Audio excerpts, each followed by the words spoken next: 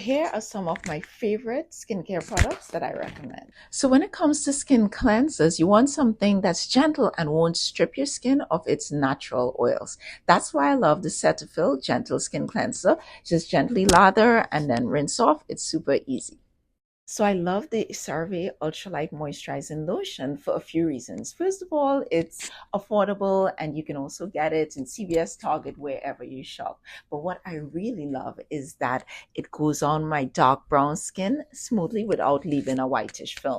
All vitamin C serums are not created equal. CE Ferulic by SkinCeuticals is the absolute best because the vitamin C molecule is stabilized, so you know that you're getting the best and most effective vitamin C protection for your skin.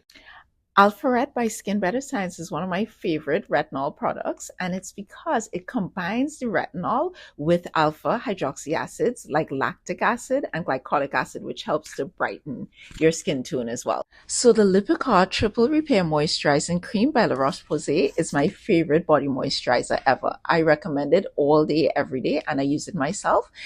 Within 3 minutes of getting out of the shower, I pat dry my skin and then apply large amounts of it all over. It totally seals in the moisture immediately.